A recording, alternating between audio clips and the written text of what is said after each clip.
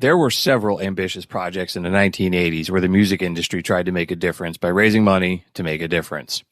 One of those projects happened in 1985 when dozens of musicians formed a supergroup called USA for Africa and recorded We Are the World. Written by Lionel Richie and Michael Jackson and produced by the legendary Quincy Jones, We Are the World included dozens of performers and a star-studded ensemble cast made up of some of the biggest names in music at the time. Stevie Wonder, Ray Charles, Paul Simon, Willie Nelson, Kenny Loggins, Bruce Springsteen, Cyndi Lauper, Smokey Robinson, Bob Dylan, Billy Joel, Diana Ross, Huey Lewis, Hall and Oates, the Pointer Sisters, and more. They all walked into a studio where they were greeted by a sign that said, "Check your egos at the door." And most of them did. The finished product sold more than 20 million copies and was simultaneously played on 8,000 radio stations around the world. The project raised more than $63 million for famine relief in Africa, and nearly 40 years later, USA for Africa is still active in fighting poverty. In this episode of Prisoners of Rock and Roll, we're taking a look at We Are the World, the idea behind the project, the recording, and its impact. Let's hit it.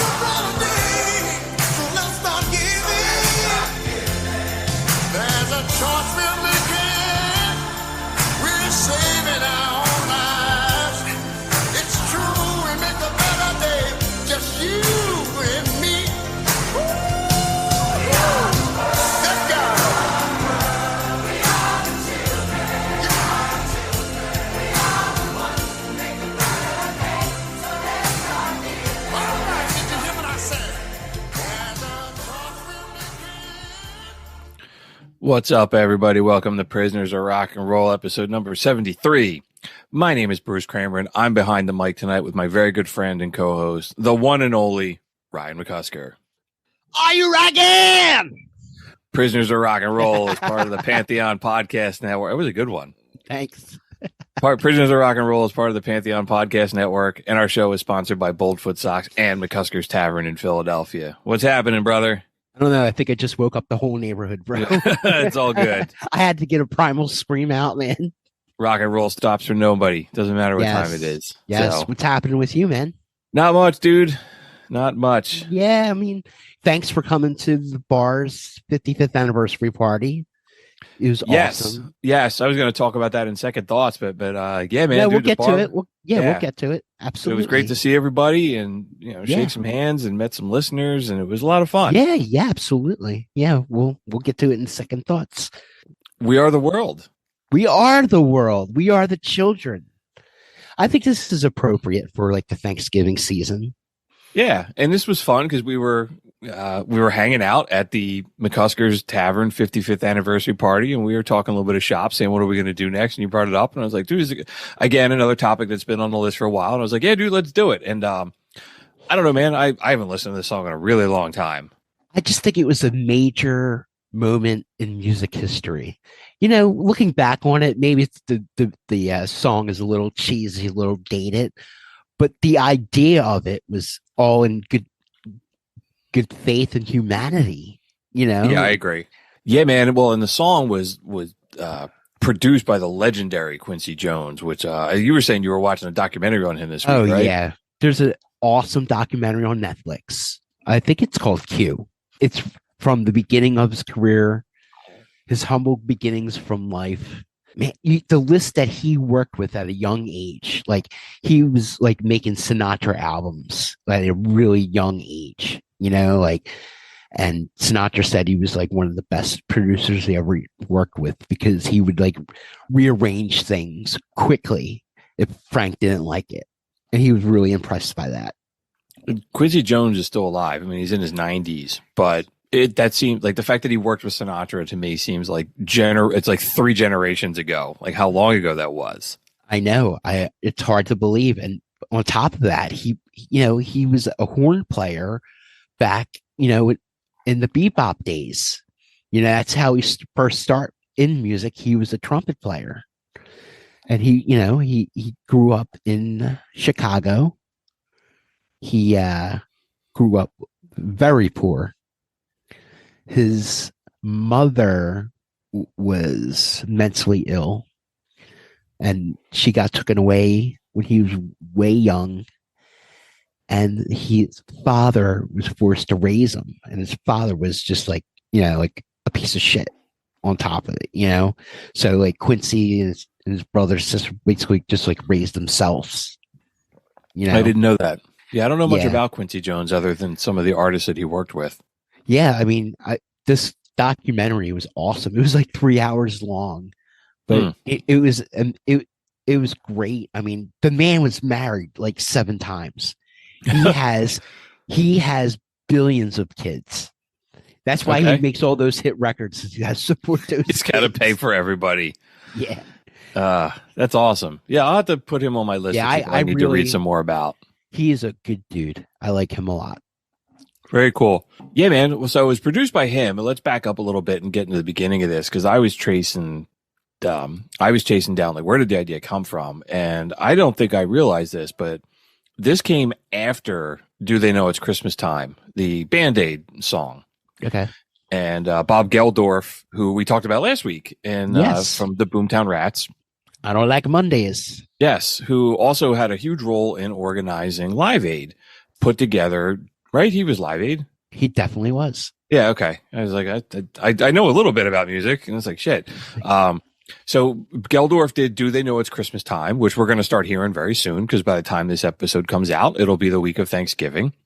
And Harry Belafonte, the Calypso singer, saw it and decided he wanted to do something, but with like black artists. So he called his manager, and his manager was this guy named Ken Cragen. And he called Ken and was like, "Hey man, this is what I want to do. I want to do a concert, a tribute concert with black artists to raise money." And Cragen was like, "No, man, let's do a song." So Cragen was a really, really big deal in the 1980s. And I had never heard of this dude before, but they said he had almost half of the artists who recorded top 10 records in the United States. Like at one point in time, he had about half of the top 10 artists. So he called Lionel Richie and he called Quincy Jones and was like, "Hey, Harry Belafonte's got this great idea." And then Quincy Jones called Michael Jackson because Quincy produced Thriller. Sure. Biggest And then- album of all time. Absolutely. And it was initially only going to be black artists, and they were going to have like 20 people. But then Cragen was friends with Springsteen's manager, and he called Springsteen's manager. When Springsteen said he was in, this guy, Ken Cragen, said, "I didn't have to make another friggin' phone call." So once Springsteen was on, everybody was like, "I want to do it." And then like, somebody, I'm just using an example, but like Bob Dylan would call and go like, "Oh, Springsteen's in, I want to be in." And then somebody like Elton John would go like, "Well, Bob Dylan's in, I want to do." And it just kept like, it wasn't Elton John, like Billy Joel or like everybody. It just kind of kept spiraling and spiraling and spiraling. It's crazy you talk about that. And I've been like, waiting for the show to set up today just before we do it. And I listened to We Are the World 2 times in a row. Springsteen has more parts in that song than anybody. And for you to say that makes so much sense why he has so much. I was wondering, how did he get so much time in this song when everybody got like a word here and there?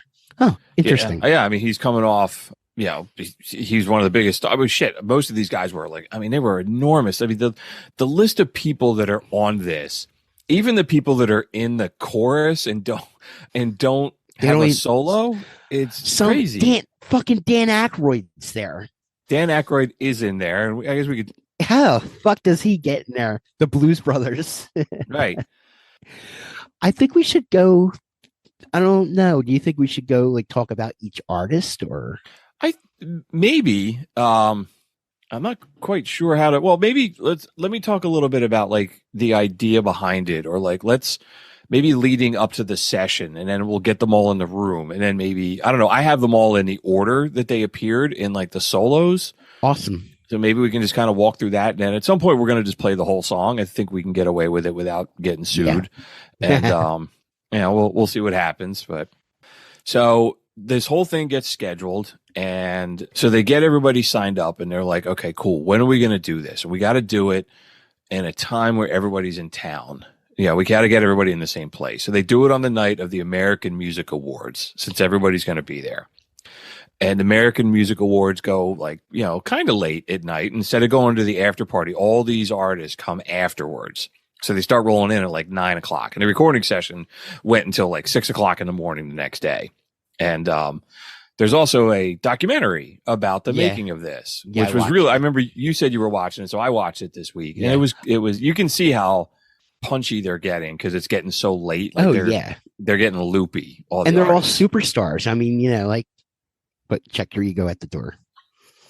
Yeah. So Quincy Jones puts a sign on the door that says, check your ego at the door. Because he's just like, I'm not putting up with any shit from everybody. And part of that, the checking to the ego at the door, was that the song was attributed to a group called USA for Africa instead of like individual artists. I like how you call it the super group. I never thought of it like that way. Yeah. It's like the biggest super group ever. Yeah. Yeah. And it's crazy to me that the whole project took about a month from like when they start making phone calls till they actually like recorded, like how quickly this works. And I guess it's also when you're thinking about it, you got to remember that this is 1985. So it's not like, everybody's not recording the thing in their home studio and they're sending over the digital file and putting it all together. So, oh no, this is like reel to reel tape. Yeah. Everybody had to like be on. Yeah. So the AMAs that night, they come, everybody starts coming over. Lionel Richie actually hosted the American Music Awards that year. So he had I remember on point. Yeah. And then they all come over and nobody gets paid for this at all. Like they all agree to do it for free. Sure. Well, one thing I forgot to mention, like the actual song is Quincy Jones produced it, but Lionel Richie and Michael Jackson wrote it. Yes. I do remember that. And so they all start getting in the room, and then it's super cool to watch the documentary of the making of, just to see how this all works and how they're trying to figure things out together. And, I guess from a recording perspective, they like Michael Jackson laid down like his track at first, and you'll hear it when we play it. But then that was like what they would play in their headphones to kind of keep them going. That would be like the rhythm that they would hear. Yeah, the scratch track. Yeah, right. And then they recorded all of the choruses first, and then they went back and they started doing all the solos. And Quincy Jones was the one who decided who got a solo and who didn't. And from what I heard, there wasn't any complaining about people who didn't get a solo. It's so well done. Yeah. He has a magic ear. And the really cool thing of watching the documentary was how everybody's in the room. They're fans of each other. Like they're asking each other for autographs. Yes, on the sheet music. Yeah. They're signing the sheet music for each other, or they're the sweatshirts they were wearing. They all signed them at the end, and it was just really cool. They also, all the artists signed a bunch of posters and they sold them to make charity.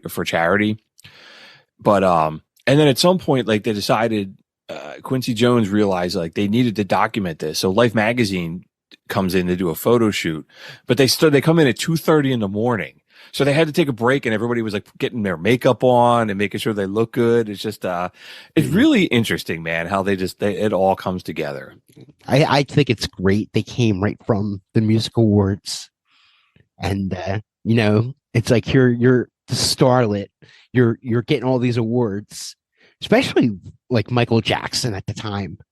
Right. It was, I mean, all of these artists, and that's a night where it's normally you're going to after parties and you're out all night and doing all this stuff. Yeah, you're partying.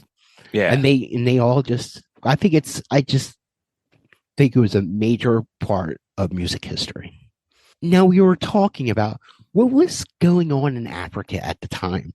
There was a really bad famine in Ethiopia, and maybe it's short-sighted, but people thought like, well, if we just spend a lot of money and buy food and send it there, they would be taken care of. But it wasn't as much. It wasn't entirely that it was just like a drought and the people were dying. There was like a civil war going on in Ethiopia, and it was being like a lot of the food and everything was being basically confiscated by these really bad dudes that was causing a lot of the issues.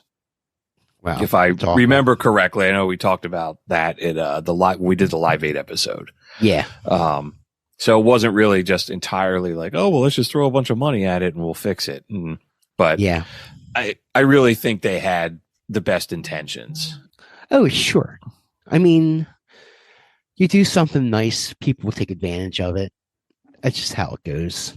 At one point before the artists start recording, there is a part where Bob Geldorf, he went to Ethiopia and he gives a speech to the artists of why they're doing this. And I have it. Let me pull it up on YouTube. Yeah, I'd love to hear it.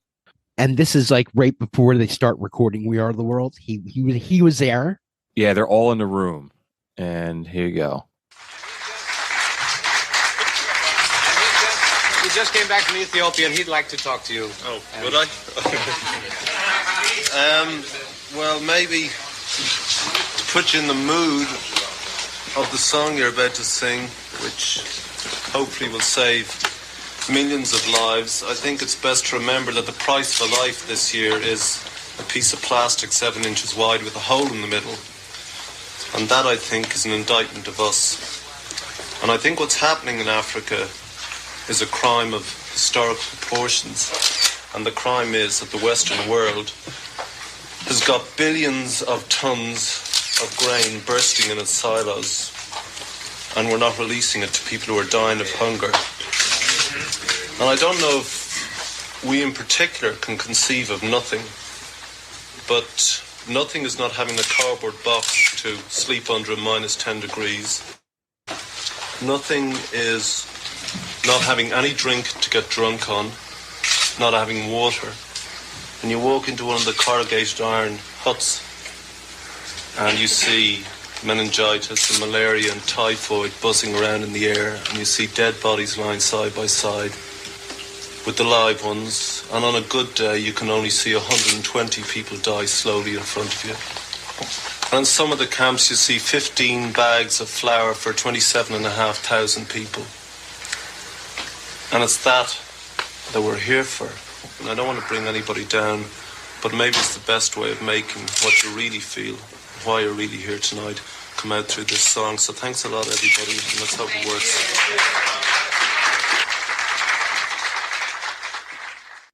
Man, really powerful. I am so proud of him as an Irishman.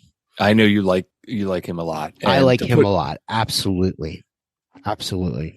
And I was watching it on YouTube as we're playing it, and it's like the chorus, they're all on the risers, so they're all standing there, and he's got, they're getting ready to start, and he just kind of ducks in and makes his speech, and he goes, and some of the guys, some of the artists start crying. I didn't even know he was. It's been a while since I've seen that documentary. It's coming back to me now, but I don't even remember him being there. For him to be involved with "We Are the World," I didn't know. I had no idea. Yeah, it's kind of cool. And it's like, I don't know, man. It's like, I guess in the 80s, he really took it upon himself to try to make a difference between doing the Band-Aid charity, and then he helps with this a little bit, and then Live Aid. Dude was really trying. He's a great guy. I mean, and then at one point too, I'm sorry, the artists weren't crying when that happened. Some of them, they later, there's a moment that Stevie Wonder brings in 2 women from Ethiopia to the session, and they speak to the artists about what it's like to live there, and that's when some of them start crying. Again, really, really powerful. Yeah, I can't even imagine.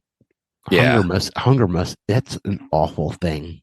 Yeah, I mean, it's shit. I remember my parents having like this on, like recording it on a VHS tape when it came out and watching it. As it was a huge kid. deal. Yeah. When we say, you said it was on every channel simultaneously. Yeah, there was like one time. I have something a little bit later where it was like 8,000 radio stations all played it at the same time. So really, really interesting. But it also wasn't all heavy, sad stuff. There's a part in the documentary too where everyone starts ragging on Harry Belafonte. Yeah, I'm tired and I want to go home. Yeah, they all start doing. I think I got that on the YouTube too. Hang on the YouTube. Oh.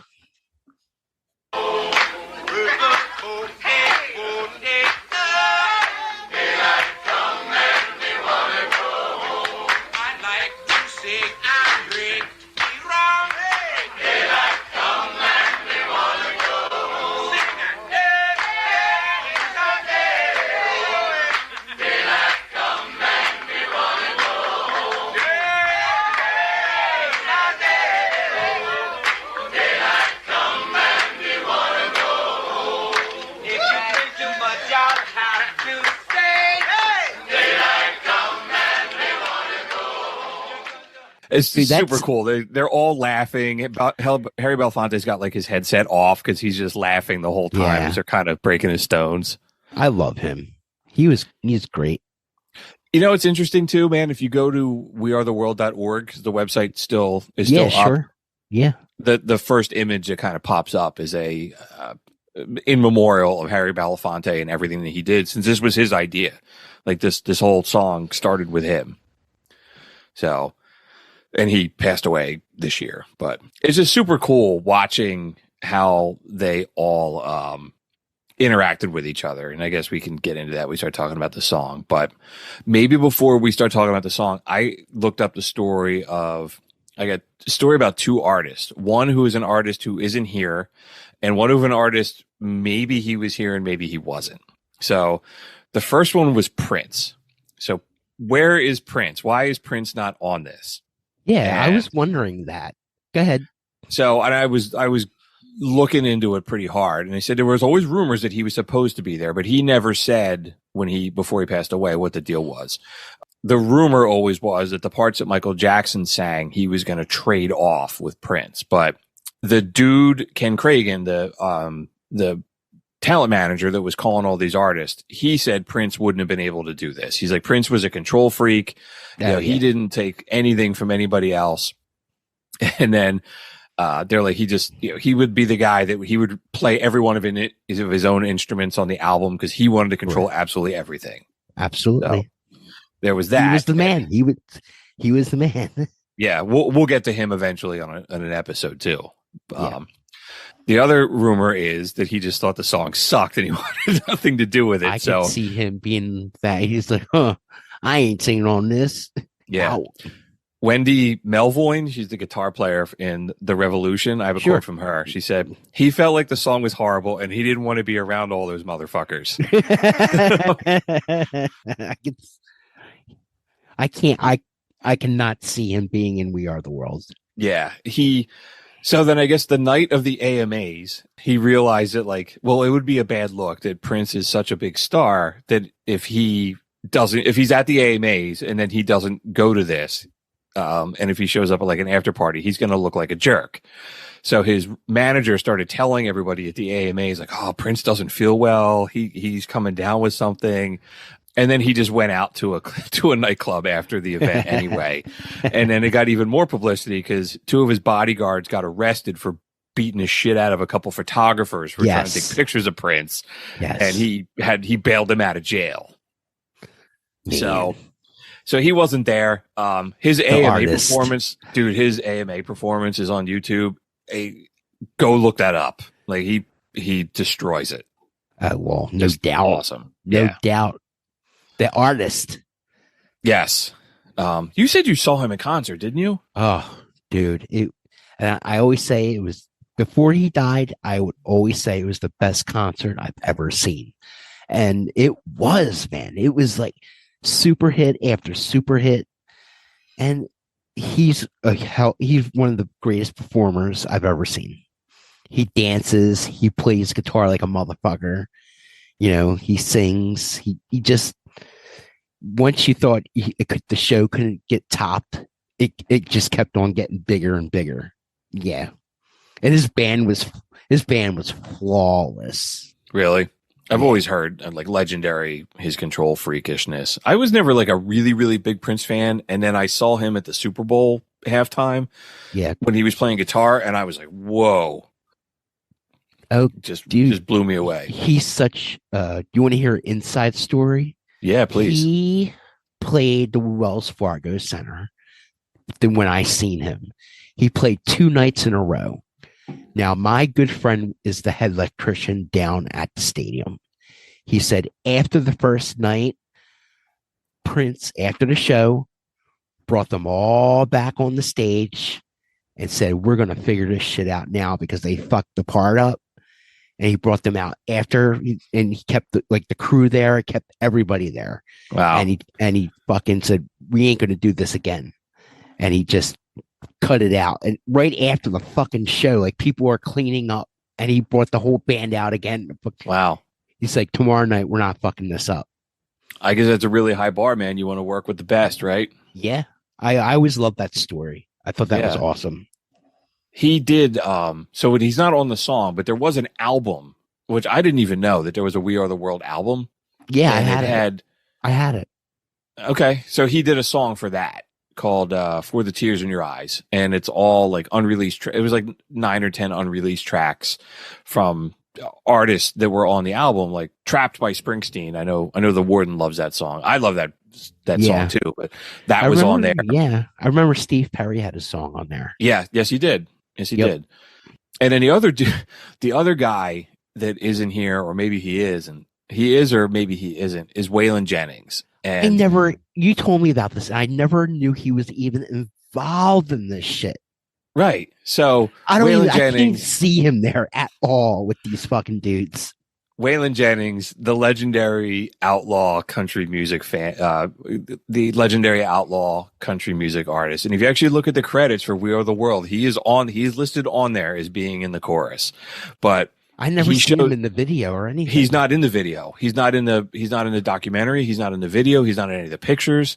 So the story was at like 10:30 at night during the recording, Stevie Wonder has an idea and he's like, oh, well, let's sing a couple of the lines in Swahili for Ethiopia. And I guess some of the artists, like an argument breaks out and a couple of the artists are like, no, I'm not doing this.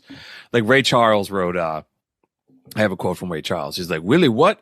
Willie Mogu Mugu my ass. It's 3:00 in the goddamn morning. I can't even sing in English no more. And then He's the best. Ray was awesome. But then Waylon goes like, no good old boy sings in Swahili. And I guess he left. He's just like, screw this. And some people say he came back in and he did the chorus. Some people say he didn't. So he might be on the chorus of it. And he might not be. We don't really know. But I with you, man. I can't imagine him like when they say leave your ego at the door. I just no. I can see him standing there with Dylan and Willie Nelson and being like, what the fuck is all this? What are all these fucking motherfuckers going doing? Right. Like, they're like these, like country hillbilly dudes mixing arms with these rock stars, Yeah, sure. I started listening to Waylon Jennings in the last like month or so, and I've been listening he's to great. a lot. He's fantastic. Don't let So. your Yep. don't let your children grow up to be cowboys. Yeah.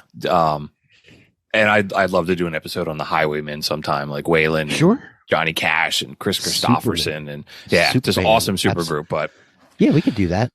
so that would be like, yeah, I thought like them versus the Traveling Wilburys would be interesting, but In a fight, who would win? probably. Probably the Outlaws.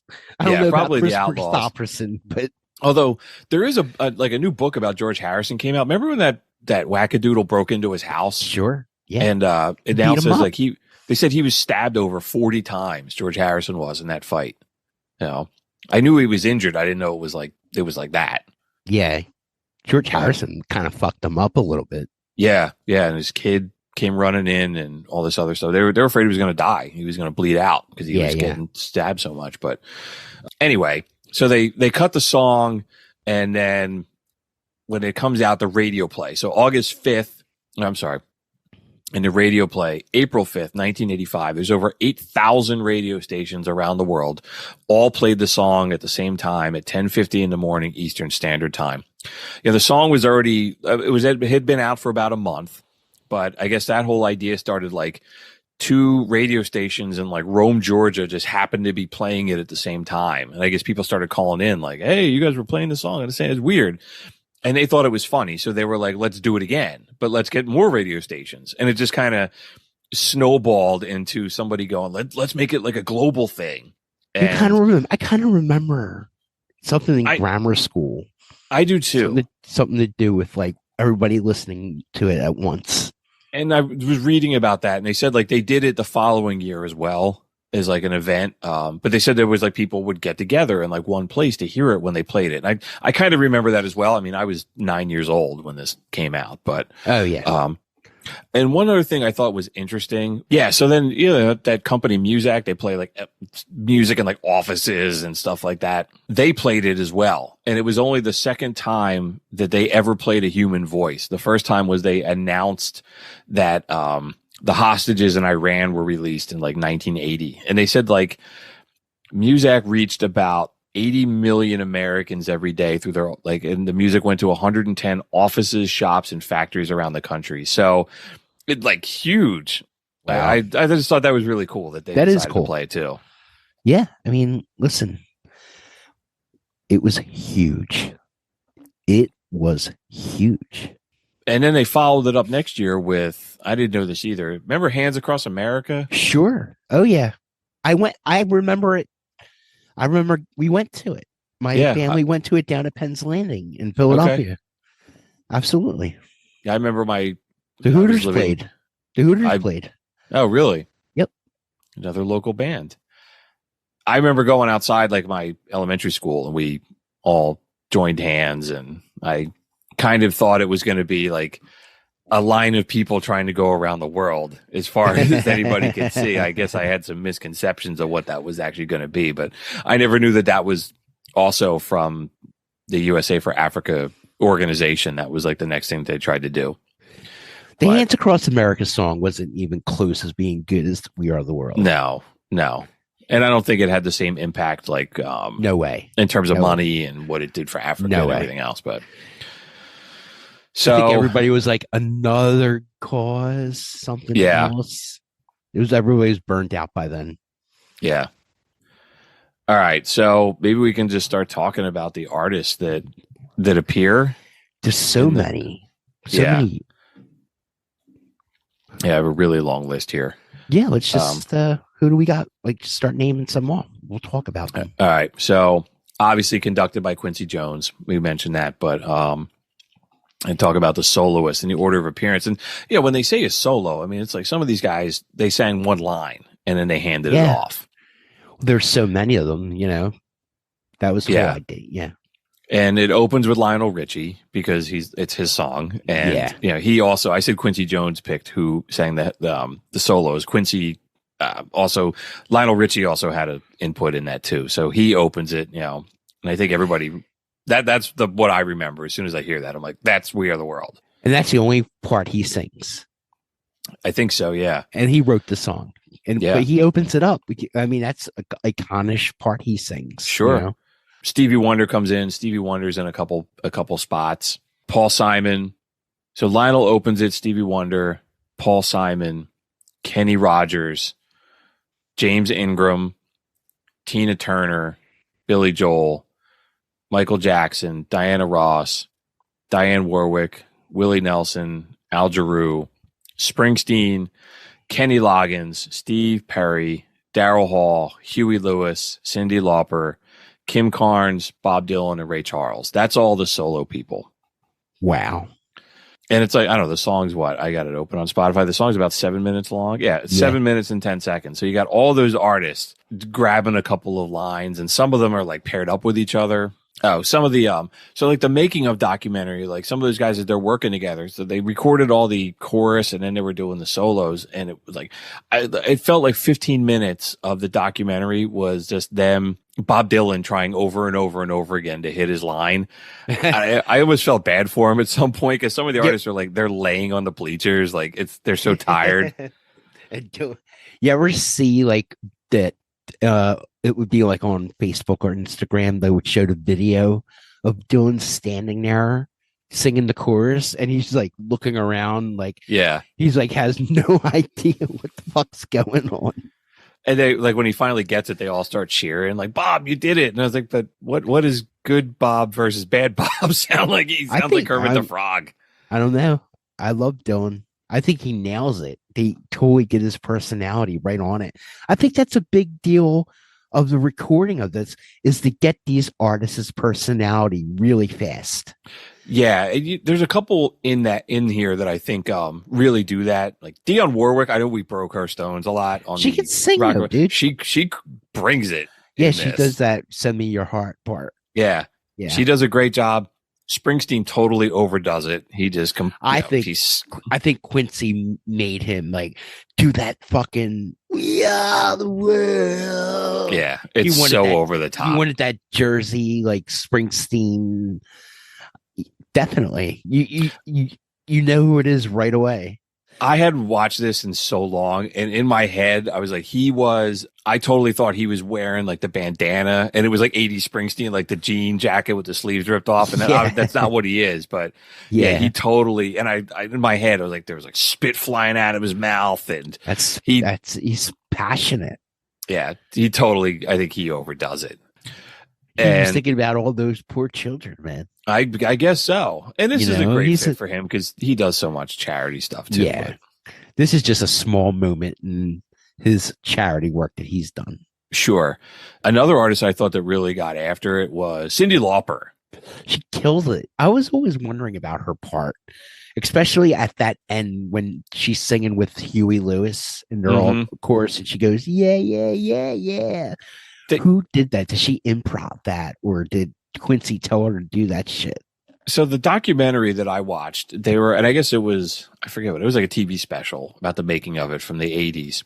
And it was Huey Lewis, Cyndi Lauper, and Kim Carnes who sang Betty Davis Eyes. We were talking about last week. I was wondering who she was. Yeah, I never knew all of them. You're kind of like, what the hell is she doing here? I never knew who she was. Yeah. Until right now. So I guess the three of them were singing through it, and they're struggling. Some of the rockers were struggling because they weren't singing in the same pitch, right? Like Springsteen and Huey Lewis and Steve Perry, they got big like rock and roll voices, so it doesn't always fit. But yeah, I guess Huey and Cyndi and Kim kept doing that part over and over and over again. And I think one of them suggests like, hey, why don't you try picking up that yeah, like lead us into the chorus with it. And she can. Her voice is amazing. Yeah. And that was something they just tried over and over and over and over and over until they finally just nailed. Like at one point, she's like, all her jewelry's making noise in the microphone. Yes. So you got to take your earrings off. Yeah. Because this is like straight out of the 80s. Girls just want to have fun video. You know, she's got the hair and all the jewelry on. It just came from, the award ceremony. Of course, she's all like, she's Cyndi Lauper. She was awesome. And some of the artists I barely even remember. Like I know Billy Joel's on there and Paul Simon, but I thought they were. They have very small part. Billy Joel has a very small part. It's forgettable, Oh, and also another guy who brings it is Ray Charles, and we just captured that when we came out. Yeah, when we came out of the monologue when to play the part of Ray Charles because he just like starts going like, "Woo!" And when you watch the video, he's the video he's doing that Ray Charles, when he's stomping back and forth. He was the greatest. Some of those guys had to go back into the studio afterwards and re-record some parts. Sure. And he was just there's showing him in the studio and he's just you feel it when you watch that, just the way he's getting into it. It's super cool. He had so much passion. That was what made his music awesome. Anybody could sing a song, but the way he did it and his passion, I think his voice made a big part of We Are the World. Like he leads it at the end. I think so too. And he's a guy that can play. He can sing almost anything, right? He did gospel music and he was like doing some rock and stuff and soul. And his voice could just fit into anything. He was awesome. So talented. So talented. And then the chorus is Dan Aykroyd. Yeah. Okay. How the fuck does he get in there? I think he was supposed to represent like the movie industry is a part of this, or like I don't know.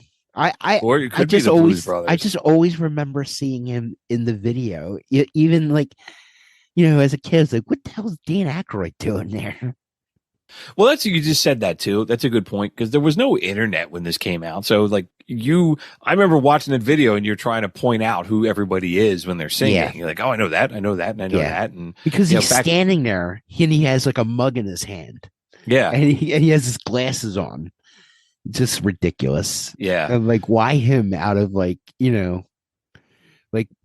Paul Newman could have been there. Right. Or like, right. like friggin' Marlon Brando. Right. Sean Connery. We are the world. We are the world, bastard. So he's in the chorus, Harry Belafonte, which is also pretty interesting. Like, so this was kind of his idea, and he doesn't have a solo. Oh wow! I didn't think about that till he's just a humble, now. humble guy, dude. Yeah, Lindsey Buckingham from Fleetwood Mac is in the chorus. I didn't realize. Oh wow! Everybody else from Huey Lewis in the News, Sheila E. Bob Geldorf is he's in the choir. Okay.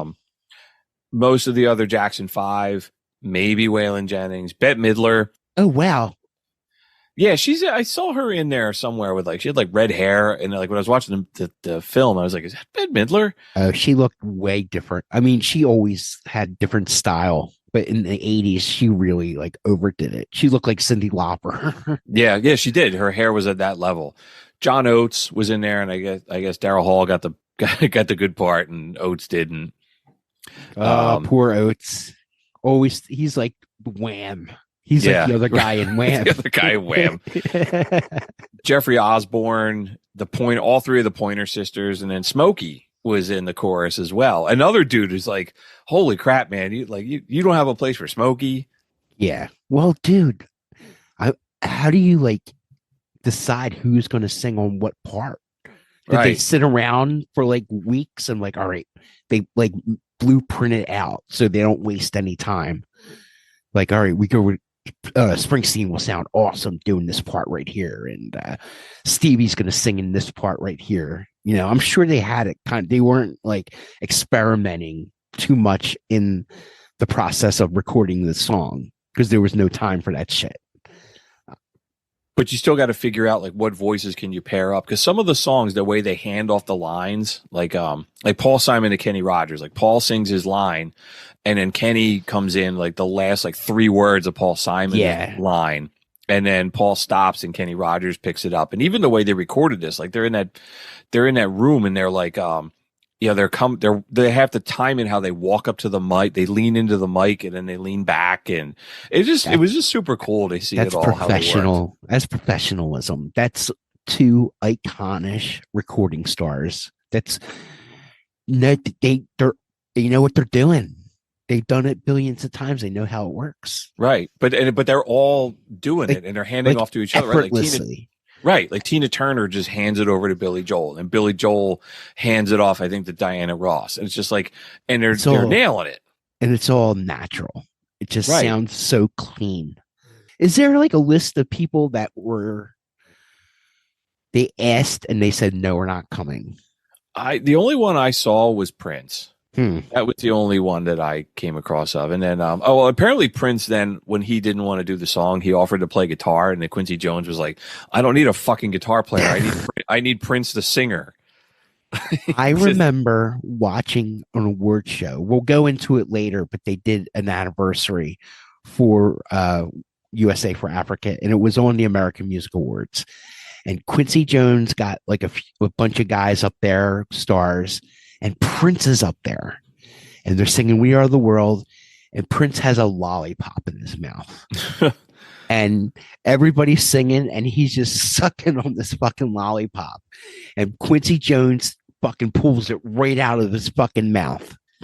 It's just, if you ever get a chance to watch it, maybe it's on YouTube. It's fucking unbelievable. I'll have to check it out. I was just trying to think who else wasn't there. I was like Sting wasn't there. Yeah. Okay. I can't think of who else. I'm just trying to think just racking my brain. Who else would?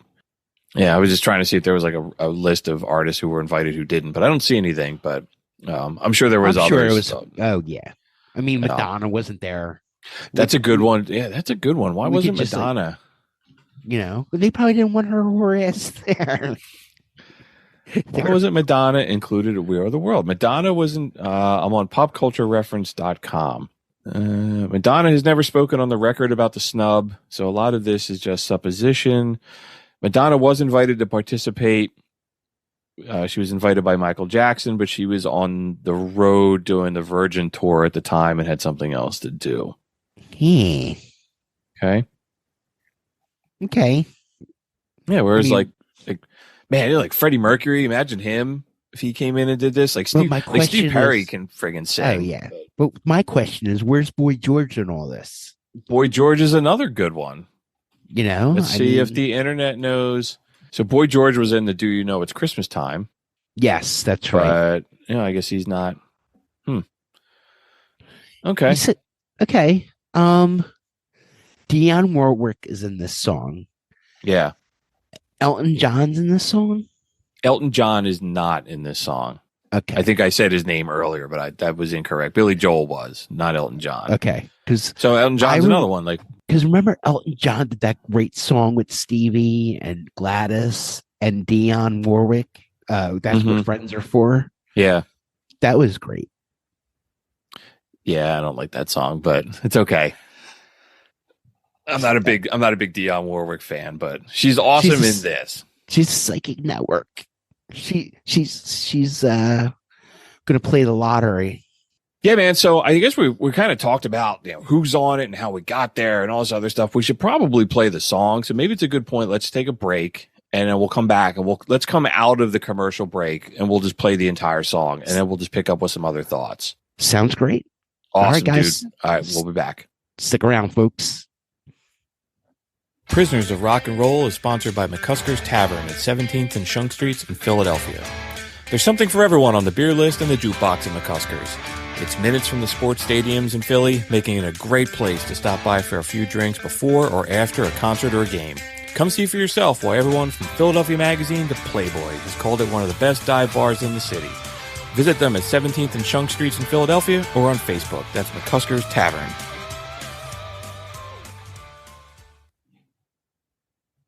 Prisoners of Rock and Roll is proud to be sponsored by Boldfoot Socks. Boldfoot Socks is a family-owned American business that makes great socks in a variety of styles, and every pair is made in America from materials grown in America. And on top of that, they're a veteran-owned business that donates 5% of their proceeds to veteran charities. And while I'm thinking about it, Veterans Day passed in the time between this episode and our last one. So this is a great opportunity just to say thank you to Josh and the team over at Boldfoot Socks, as well as all of the veterans that are out there listening to us. So if you're looking for a great pair of socks, head on over to boldfoot.com. Tell them the warden sent you. It's boldfoot.com. The warden.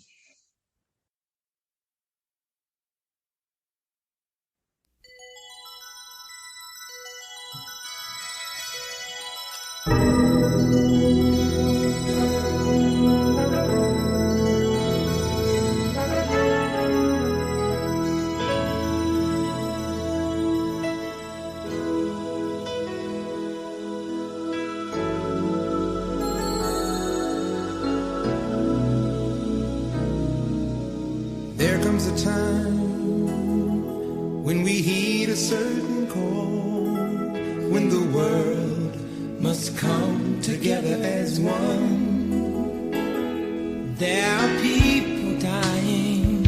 Oh, when it's time to lend a hand to life, the greatest gift of all.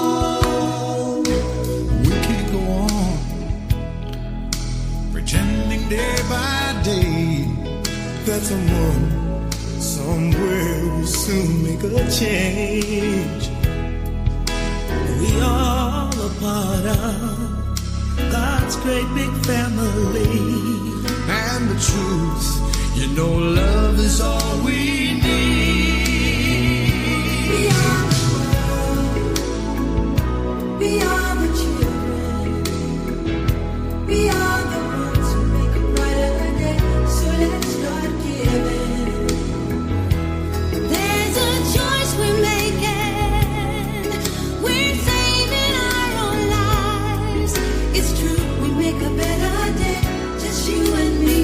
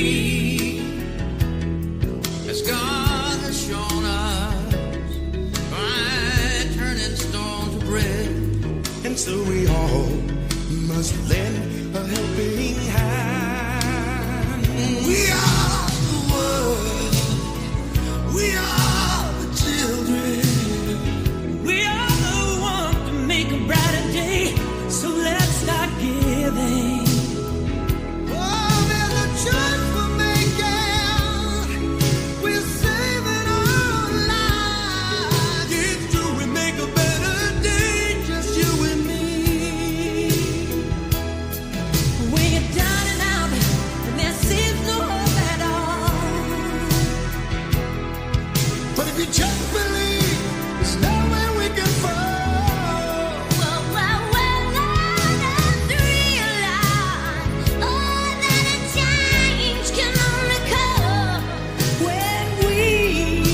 Stand together as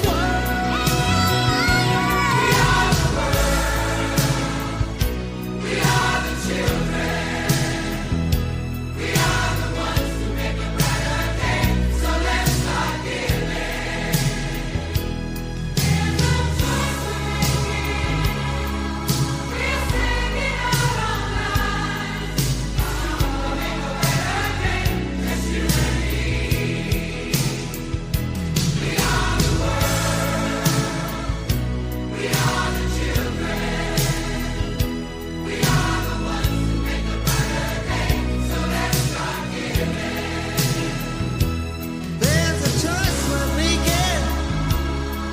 We're saving our own lives. It's true, we make a better day. Just you and me. We are the world. We are the children. Our children. We are the ones who make a better day. So let's start giving.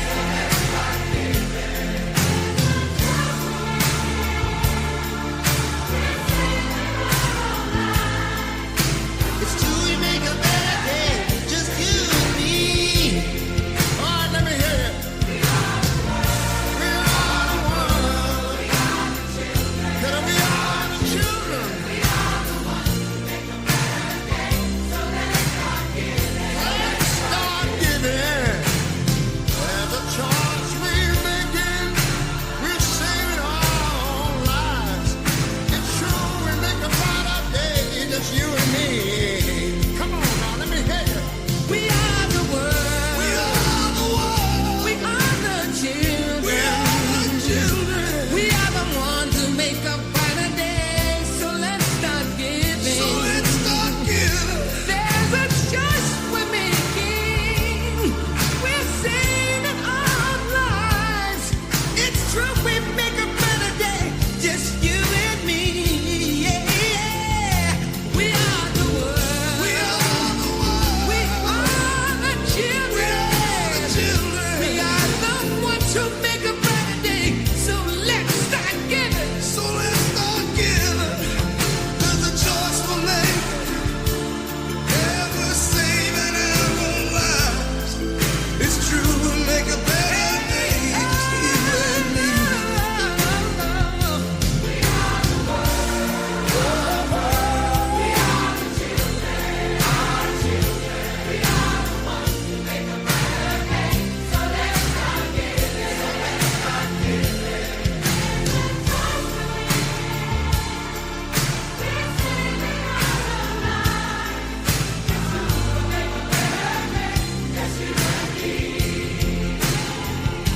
We are the world. We are the world. We are the children. Yes, sir. We are the ones that make a better day. So let's start giving. There's a choice we're making. We're saving our own lives. It's true, we make a better day. Just you and me. That guy.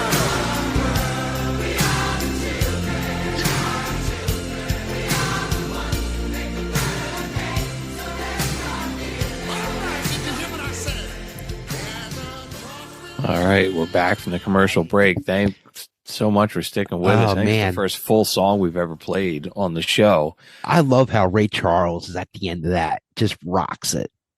Yeah. You know. James Ingram at the end of that too. Yes. Gets after it too. Yes. He has a big part there. Absolutely. Yeah. I'd forgotten how much Stevie Wonder and Springsteen were They really did. duetting too. Oh yeah, they really worked well together. You know, Quincy Jones is an amazing talent.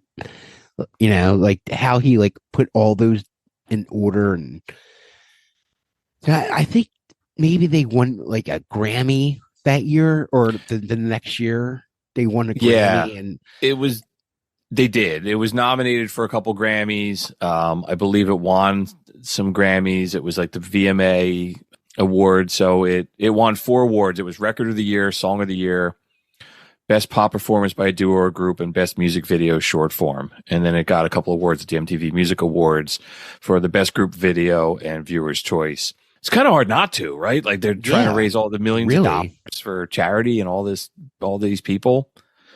Phil Collins wasn't here. Yeah, you're he's right. British. Yeah, there was no British. There was no British there at all.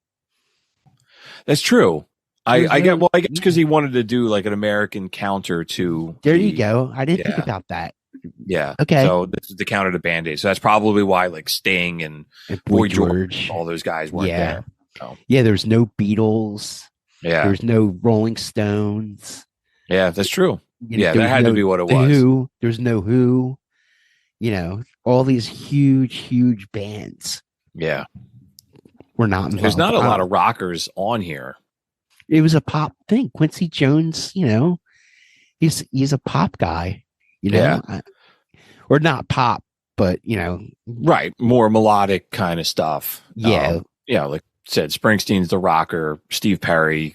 Steve Perry can freaking sing, man. yeah. It's a shame he can't do it anymore.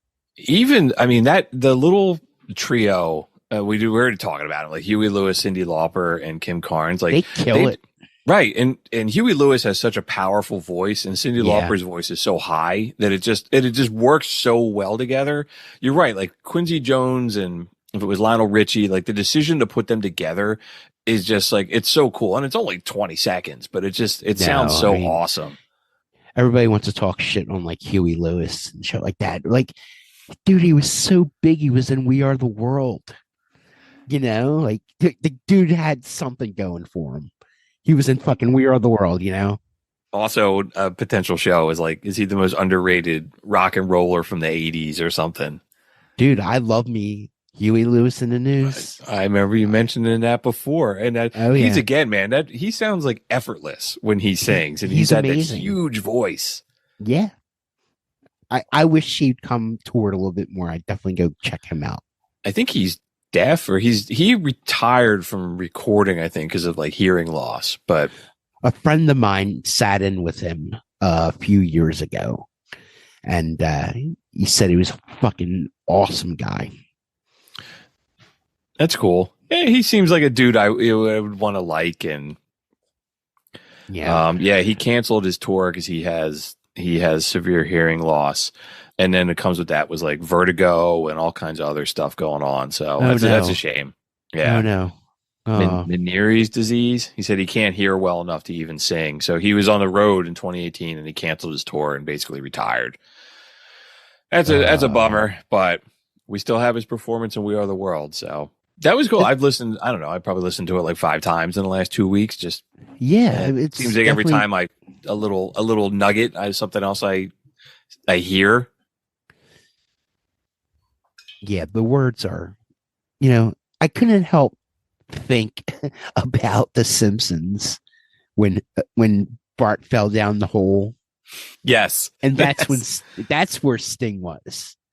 Remember, we were trying. Oh, maybe Sting was Sting was there for Bart Simpson.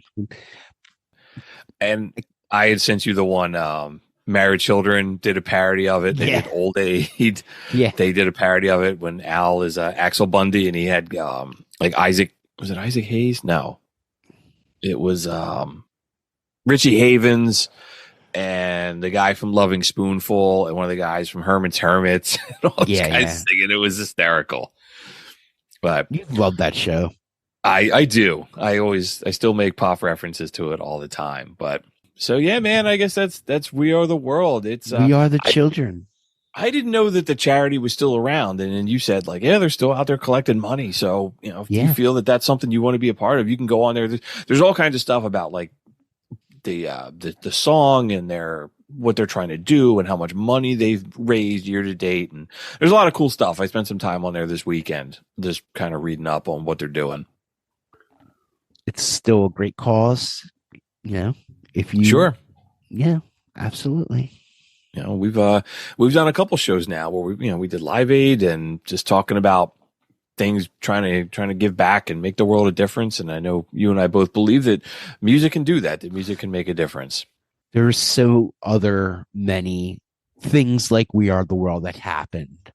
Do you remember the metal world had Hearing Aid? No, I don't remember that at all. Dude, look it up right now. Look All up right, Hearing hang on. Aid. Hearing Aid, a charity record recorded by 40 heavy metal musicians and released in 1986.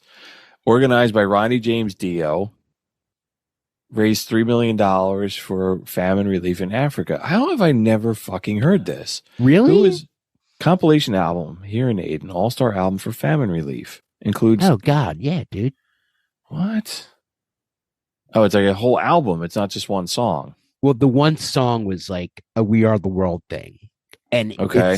it's fucking killer, man. For like everybody's on that shit. Like Doc and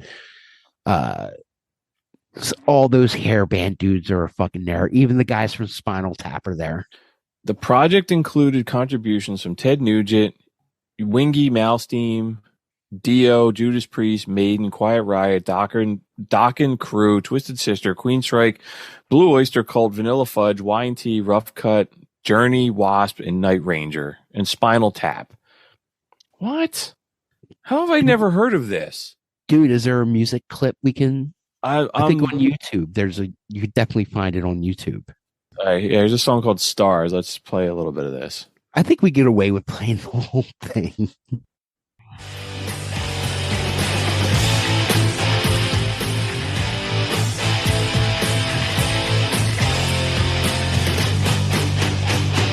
Sometime in the night when you're feeling the cold, take a look at the sky above. Those are faces in the lights of the story we're told. They are calling you, calling you. Yeah, we are magic tonight. We are shadow, we are light. We are forever you and I.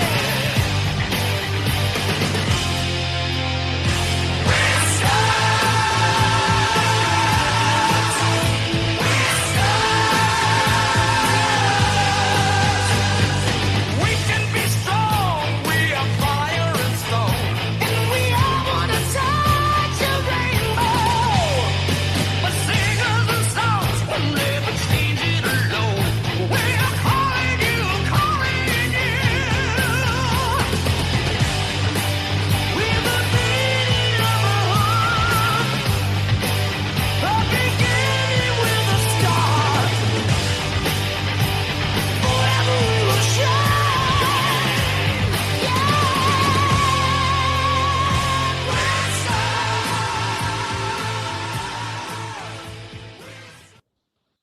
I don't know how the hell I'm so into Oh, music. dude. And I listen to almost all those artists. And I've never heard of this before. Ah. That was fucking great. Young Padawan, I will show you the way. And as it was playing, because that was just 7 minutes long, I was reading something about so they're going to reissue this in 2023. Oh yeah. Ronnie Dio's wife wants to release it and raise money for the cancer charity that they set up for Ronnie James Dio after he passed away. And I was reading about Jimmy Page was supposed to sing on this or was supposed to perform on this, and he was like, "I'll record something for it after Live Aid before I split." They said they actually, but he's like, "I'll only record it in Philadelphia." And they said the guys all they brought in all this crap and they rented a studio to record it, and he just didn't show up. What a jerk off. They said Brian May was supposed to do this, and he bailed out. And they were just showing, I don't know if they're reading. Neil Schoen was there. He played some guitar, and in the downtime, he was mocking Springsteen and We Are the World, over singing everything. And these guys, they said they called Geldorf. They went to that the talent manager who organized We Are the World, and were picking his brain, how did you pull this together? And they wanted to do this because it was right after Dee Snider was doing the PMRC hearings at Congress, and they were kind of they wanted to be no, man, rock and roll, heavy metal can do some good too. This is awesome, dude. I would have Yeah, done the whole man. show over this instead of live. We could have. Shit, man, we gotta maybe that's our next show. Is like when heavy metal struck back. This is awesome. Yeah. Wow. I always knew about it, and I was going to add on to the show. So That's fantastic, man. Thank you for sharing that. yeah. That was super cool, and the video was awesome too. Oh, go check the video out. It's so Man. funny. Like that, not Don Dokken, he's the singer. Lynch is like playing, Yeah. he's got like this half shirt on. It's the style of clothing these heavy Yeah. metal guys are wearing, and the hairstyles and the faces they're making as they're singing. Like Kevin LeBrow from Quiet Riot's like right in the front row of the chorus, and he's making this crazy look in his eye with Yeah. a Blackie Lawless is standing next to him doing the same thing, like making like kill you eyes. They said they only raised like $1.5 million, but they said they spent it and they bought some farm machinery that they shipped over to Africa. That's Yeah. awesome, dude. Yep. That's really, I'm really glad you just introduced me to that. That's super cool. Yeah. Okay. I always love that. Absolutely. I'll have to do some more research on that, do some more reading. I said there's a couple articles where they were interviewing everybody. Sound like just a bunch of the artists were sitting in a room doing like interviews or talking about it. So I'll have to send those over to you. That was very cool. Yeah, man. All right. Well, look at that. All right, dude. Well, let's move on to the back end of the show. Hang on.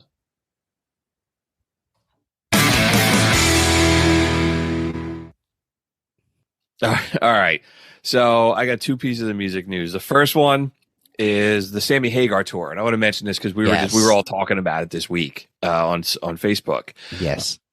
So Hagar is going on tour with Joe Satriani, Michael Anthony, and Jason Bonham, and they said that they're going to play some Van Halen songs. So I'm interested to go see that. I know the Blue Meanie, who's a fan of the show, is an enormous Van Halen fan. He already got his tickets. I think he got the pre-sale today. They're not coming to Philly. Yeah, they're playing in Homedale, New Jersey. So Homedale? Yeah, so that's not too far. I'll drive to Homedale. Yeah, that's not too far from me. So it's like a half looks hour like from I'm me. crashing at your house, cuz. There you go, man. Yeah, dude, that might be on my list. I'll have to see what my schedule is going to be like in the summer. We're going but to that. We're going yeah, to we that. we might need to. Yeah. And it's not the first time those guys all work together. So Hagar, Satriani, Michael Anthony, and Chad Smith from the Chili Peppers were in a band called Chicken Foot, which was great. They put out a couple albums. It was really good. I didn't think it was that great. I enjoyed it. Really? You didn't like it? I just didn't think Satriani was good for songwriting. Okay. Like he's great. He's going to do great on the Van Halen songs. It's going to be fucking amazing. Okay. But when Chickenfoot came around, it was just a little cheesy for me. Okay. You I know? didn't see them in concert. I had the albums, and I enjoyed it. But okay, it was also whenever those came out, 20 years ago, 15 years ago. It's been a long time since I listened to it. And then Hagar, Michael Anthony, Jason Bonham, and Vic Johnson were in a band called The Circle. So it's kind of like they're taking the best of both worlds. So Awesome. and Satriani is one of those like Yeah, I've seen him a few times. elite guitar players. Yeah, him and like Steve Vai. Yeah, right. Actually, this weekend I am going to go see Chicago play in Atlantic City. Okay. And Steve Vai is playing guitar for them right now. That is weird, man. I'm curious to hear how that goes. Well, I if know you we- listen to the original Chicago stuff, their first album was called Chicago Transit Authority. That was the name of the band. And then they changed their name to Chicago. But they had this huge guitar sound that this guitar was so big, it was like Jimi Hendrix's favorite guitar player at the time. So Okay. it was before the Peter Cetera Chicago, it was before all that bullshit. So I think they're going to play all the rock and stuff. All right, cool. Well, enjoy, man. That's a good time. And then the last one, and I'm only putting this in here to troll Kate Bush, but Yes. the last one, man. So the Rock and Roll Hall of Fame held their induction for the class of 2023 on November 3rd. And Kate Bush was apparently too important to bother showing up. So most of the other artists, Who's a snotty bitch? all right, most of the other artists were there. She was not. I actually watched her entire induction, even though she couldn't bother being there, but I watched it all. It was like 15 minutes. Yeah, so I watched the whole thing. Outkast Big Boy inducted Kate Bush into the Rock Are and you Roll Hall of kidding Fame. me? And dude, he was talking a lot about like Yeah, she's incredibly hip hop because she was like, I'll do everything on my own terms and nobody's going to control my messaging and all this other kind of stuff. And then they showed a video and it was like, it was Elton John, Gilmore, Peter Gabriel, St. Vincent, and that artist Churches. They were all talking about her. And then it ended with St. Vincent covered that Running Up a Hill, which it wasn't, it was okay. It wasn't I don't great. like that Saint Vincent. Everybody goes nuts over her. I didn't. Yeah, I just, that as a Kate Bush song, that's not as terrible as some of her other stuff. That song, but I still don't like it. And I just thought it was funny that she couldn't be bothered to show up to her own induction ceremony. I personally don't think she likes Americans. Probably not. She probably heard our show and wants something to do with us. I hope she does hear our show. We're doing something right. I'm sure all the crazy cat people, we're still getting, well, with them getting inducted into the Rock and Roll Hall of Fame, for Second Thoughts, there was a whole bunch of people still complaining to us. Actually, I have them here on my other laptop. So, you know what? Just more people, just crazy cat people complaining about us. Really? I want to hear. It's been a while since I've seen any or hear any. I love hate mail. Hate mail makes me smile. Especially when they call us like Beavis and Butthead. All right, let me move my other computer here. I got all my YouTube notes. So most of the comments that we got on YouTube over the last couple of days were 10400 Beats said, "Oof, you two incels, you're so cringe." And to that guy, I just said, "Incel, I'm almost 50, I'm married, and I have 3 kids. You have no idea what that word means. But thanks for proving that Kate Bush fans are the most bitter group of people going. How many cats do you have?" And never responded. Rick AHL 5444 said, "We love her poetry, her voice, her compositions. Her voice becomes much better once she matured and started singing in a lower register." I said, "Okay, man, I appreciate I think that. Absolutely. I get it. She had an incredible influence on like live performances and artists that came after her. We don't debate that. We just don't like her." No, I think she's very sophisticated sound. Absolutely.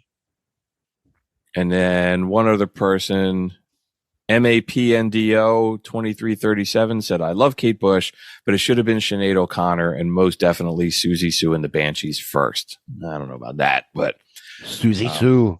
I always wanted to meet her. Oh, well, meet me afterwards. Oh, you dirty bastard. You're alter. And then a lot of people also commenting like that the Spinners should have been in. There were several people like Lily Williams, CD2VN. Yes, congratulations to the Spinners. Long after due. Perpy 34. Congratulations to the Spinners. You guys deserve it. All the years that you contributed to wonderful music. So it was cool to see them get into. About Lee Ray, is that his name? Who got Link Ray? Rumble. Yeah, Rumble got inducted. What a great Did you see that? Was like Jimmy Page came out and played that at the induction ceremony? I heard it was it was like the first time he's played a guitar like on stage or in public in like 12 years. I'll see it when it comes on HBO. We had one other comment, some random user OJ7B and whatever. Kate Bush is only a cult following in the USA. Does that mean that Roxy Music, T-Rex, or Kraftwerk shouldn't be in the hall due to being cult bands in the United States? They're all mainstream in Europe, so is Kate Bush.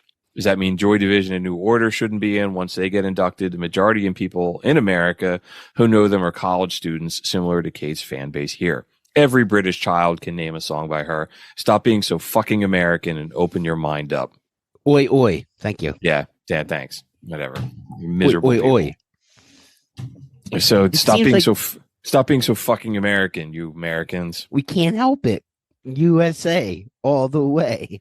Right. Play the Hulk Hogan "I Am a Real American" song. So you think we're bad? You should see the real motherfuckers. Right. Like when my one of my colleagues from England comes over here and I pick him up from I drive him to the office from the hotel and he gets on my pickup truck. He's like, "Oh, is this where you put your guns? Like, or in the glove box or the center console?" He's like, "Is this where you put your Budweiser?" And so, that's pretty funny. Yeah. He's just like, Americans drive these enormous cars. We also got an email from somebody about last week's show with the Warden. The Warden? So, hi. I'm the Warden. Ta-da. Says, hello, my name is John Tex. I live in Wisconsin, even though you would think with a name like mine, I would live in Texas. I've been listening to your show for a few months and had no idea who this character you kept talking about called the Warden was or why he was important. I thought it was just an inside joke. I heard him on your show last week, and then I listened to the MDV Unplugged episode after you said he was on that. I just want to drop you an email and say I liked having him on, and it was obvious that he's a friend of yours. P.S. Will you send me a sticker if I say that Kate Bush sucks? Even if you don't, Kate Bush sucks. Yours in rock and roll, John Tex, not from Texas. So thanks, brother. I wrote him back. I said, hey, man, give me your email or give me your address. We'll mail you a couple stickers. Perfect for the holidays. And really appreciate it. Yeah, perfect for the holidays. One size fits all. Absolutely. And if anybody out listening wants some, even if the Kate Bush fans, you guys want some stickers, you can always reach out to us through our website or social media. We'd be happy to mail you some. So, all right, man, the electric chair. You had a good suggestion. Let me pull it up first. One thing we didn't talk about in the arc of the story about We Are the World is the sequel to We Are the World. And in 2010, there was a group of artists called Artists for Haiti that recorded We Are the World 25. And let me pull up real quick. I have the list of artists, but this was still produced by Quincy Jones and Lionel Richie was involved. And it also was involved, Wyclef was involved because he's Haitian. Of course. And yeah. And they purposefully did not invite any of the artists who were involved in the first one. The only person who appears on both is Michael Jackson. So they used the clips of Michael Jackson from the first We Are the World and they spliced it in. They uses a shit ton of auto-tune. Ugh. It's pretty bad. I saw it is. Saturday Night Live made a parody of it, and they said they needed to make a third We Are the World to raise awareness for how terrible this one is, which I thought was funny. And then Lionel Richie also wanted to make a third version during the COVID pandemic, but that never happened. But just let it leave it alone. Yeah, but there is way more artists on this than there are on the other one. So I'm just looking at the list. So the soloists, there's probably 40 soloists. I'll just a couple of them. Bieber, and I'm skipping these some around. Josh Groban, Tony Bennett, Mary J. Blige, Tony Braxton, Janet Jackson, Barbra Streisand, Miley Cyrus, Enrique Iglesias, Wyclef, Adam Levine, Pink, Celine Dion, Usher, Fergie, T.I., T-Pain. All the T's. Yeah, are there. right. The chorus, I'm just looking down the list of people I recognize. El DeBarge, Brandy, the Zac Brown Band, Jeff Bridges, Natalie Cole, Harry Connick Jr., Faith Evans, John Legend, Randy Jackson, Bobby McFerrin, Gladys Knight, Jason Mraz, Maya, Nicole Richie, Trey Songz, Jordan Sparks, Robin Thicke. Oh, he's Lionel Richie's kid. That's right. Yeah. Rob Thomas, Vince Vaughn, Ann Wilson, Brian Wilson, and Nancy Wilson. This thing has got so much auto-tune on it. And then, and I forgot, there's also there's a rap halfway through it. And the rap is LL Cool J, will.i.am, Snoop Dogg, Nipsey Hussle, Busta, Swizz Beatz, Kanye, and two other, Ayaz and Man. I was listening to this and I heard it when I was getting to work in the morning and I sent it to you. And I'm like, have you ever heard this? And then after I sent it, I was still listening to it and the rap came on and I was like, oh my God. I started laughing hysterically and I messaged you again. I was like, holy shit, listen to this until 5. Don't turn it off. Listen to it for 5 minutes. Maybe let's play like maybe 45 seconds of it. And then I'll skip ahead to the 5 minute, the rap, and then we'll sentence it to death. But we're going to take a little bit of a different approach here, but check this out.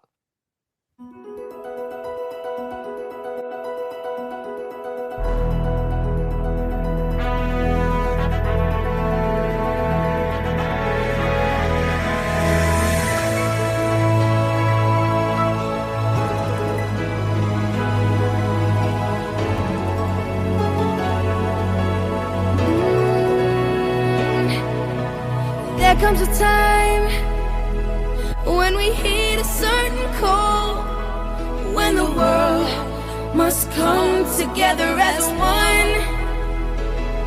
There are people dying. When it's time to lend a hand to life, the greatest gift of all. can't go on pretending day by day. I hate that drum beat in That the back. someone somehow will soon Yeah, make a change. it's so Stupid. That's what it is. we'll play. Let's get up to the chorus. Let's hear this part too. There's Michael. Michael. Shitbag of the week. Yeah. All right. So there's that, and then let me get up to the hip hop part. And it just I want to get a little bit of a lead up into it because it just drops into it from out of nowhere. It's like I want to hear it. No, yeah.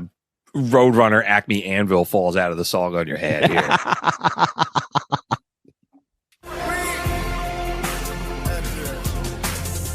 We all need somebody that we can lean on. When you wake up, look around and see that your dream's gone. When the earthquakes will help you make it through the storm. When the floor breaks, a magic carpet to stand on.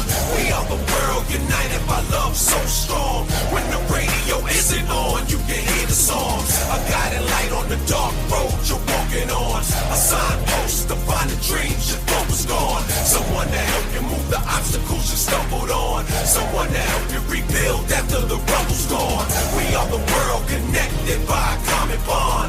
Love, the whole planet singing along. We sentence you to death.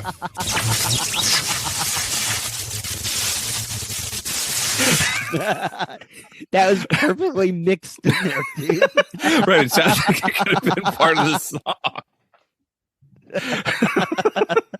You dropped that like bass. That was not good, man. And I some of those artists, man, like I think Wyclef is incredibly talented. Oh, yeah. I like him a lot. I was like, man, I don't know what the hell was going on He here. did get the biggest names of the time at that time, though. Sure. And You it's know, just especially it's like too much. Streisand. Yeah, Right. man. Right. I mean, Josh Groban, I don't like his music, but I mean, the dude can sing. Yeah. Got an incredible voice. But it's too much, man. And you said the beat just. This drum thing and drum and bass, whatever they're trying to do. Yeah. Yeah. Come And on, it's just Quincy. so much auto tune on it. So when did this come out? So this came out in 2010. So Quincy Jones was like in his 70s when he did this. So I don't know. All right. People well, just gotta leave. People gotta leave shit alone, man. Just Yeah. leave shit alone. Yeah, and he said it was they played it during the opening of the Winter Olympics that year, and I guess it was a big deal. I don't know. Yeah. Yeah, it's not good. Nope.